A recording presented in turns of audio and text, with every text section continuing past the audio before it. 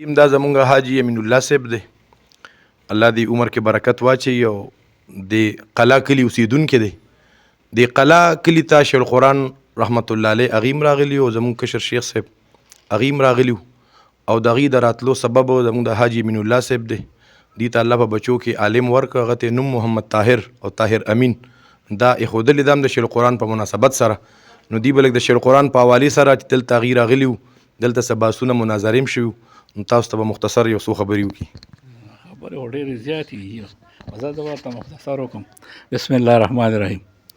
زموږ والد صاحب چې دی نو ړومبی چې لاړ پنجپیر ته، نو هغه هم ورسره لکه درس قرآن دوران کې په سیمه الموتا باندې مناظره وکړه پنجپیر شیخ صاحب سره.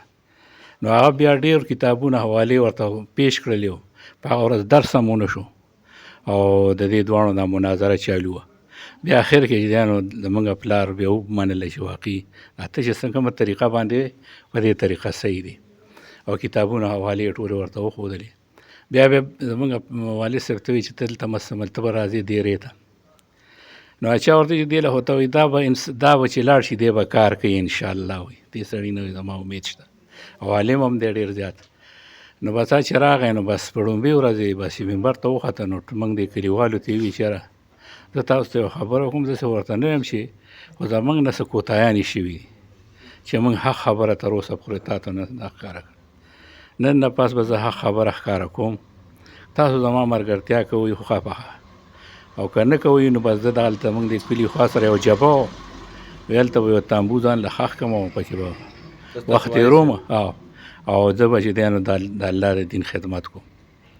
نو بیا ورته ټول وایي چې ته زما خبر به د قرآن او د حدیثو نه وایي، ته به د قرآن او حدیثو نه خبره کوې. زموږ کلي چې کوم مشر نو هغه وایي چې هم د قرآن او د حدیثو نه به تاسو ته خبره کوم او انشاءالله چې دی نو په دې کې به هېڅ شک نه وي. هغه وایي بس موږ به د مکمل ملګرتیا کوو. بیا الحمدلله د کلي مکمل ملګرتیا وکړله. شیخ القرآن دلته راغلی او شیخ بیا چې دی نو بیا چې د خبره شروع کړه نو زموږ د کلي سره ټول عام بایکاټ شو. بیا د مناظرې چیلنجونه وشو. بیا د دې نه پس بیا لکه وایي چې د کلي کې هغه اعلان وکړو چې د ګیر چاپېره کلو کې چې زه شیخ صاحب راولم او تاسو چې کوم یو سړی دغه نو راشي. نو شیخ صاحب راغی زموږ د کلي کې ړومبی دغه وکړو. بیا چې دی نو لوډ سپیکر کار نه کوي، چا وله پیسې ورکړې. نو لوډ سپیکر نه غیر هم هغه خپل اواز ورسو خلکو ته او ډېر زیات اثر یې وکړو.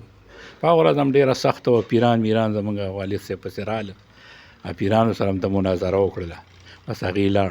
د هغې نه پس بیا شروع کار په دې کې ټول مناظرې بیا یو مناظره مقرر شو. هغه مناظرې ته چې دی نو عنایت الرحمن مولوي صاحب، نقیب احمد مولوي صاحب او د خان باچا مولوي صاحب او د چارسدې والا او چې دی نو ګلاب مولوي صاحب، دا ټول عالمان چې کوم د شیخ القرآن صاحب مشران شاګردان دا ټول راورسېدل. اما بیا بیان چې دی نو باس ورسره عنایت الرحمن مولوي صاحب او نقیب احمد مولوي صاحب کو، او دغه طرف نه باس دی نو دغه ماته مولوي صاحب یو بلو. نو دې ډېر زیات خراب کړه دا کسان. کم سن حاجي صاحب؟ یاره دا به تقریبا چې دغه به د 68 دغه سن به. نو بیا چې دی نو دغه ټول مناظره وشوه. بیا خو الحمدلله بس ورو ورو دا مسله د خلکو منله، درس قرآن شروع. بل د هغې دا یو ښکلی عادت و چې هغې که زموږ شیخ صاحب نو هغوی به هم د قرآن تقریر کو، بیان بیا کو، قرآن بیا مخې ته پروت و.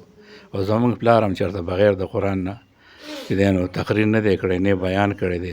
غم لبته هم به ورسره و، قرآن مجید به ورسره و او د هغې نه بیان کوم. د هغې دا برکات و چې ډېر مخالفین به و، ډېر بدماشان به و، او به داسې په ده راتلی نه شو که نه. الله به د حفاظت کوم. او به د هغې نه پس چې دی نو بیا موږ د مناظرو ټول تلي الحمدلله. د مردان هغه مناظره شوه. بیا چې دی نو هغه بیا لوډ سپیکر سم کار ونه کړو. نو بیا زموږ د دې مشر چې کوم و سید رحمان حاجي صاحب، د زوی واده و. نو موږ پلار ته وایي چې یاره خوښه دې نه ده چې مخکې تقریر سم خلکو نه دی اورېدلی او دا شیخ القرآن صاحب بیا راولي. بیا په دوباره بیا موږ راوسته. نو بیا لوډ سپیکر هم صحیح او ډېر خو ګڼه وه ډېره زیاته او خلکو ډېر په شوق سره واورېده که نه.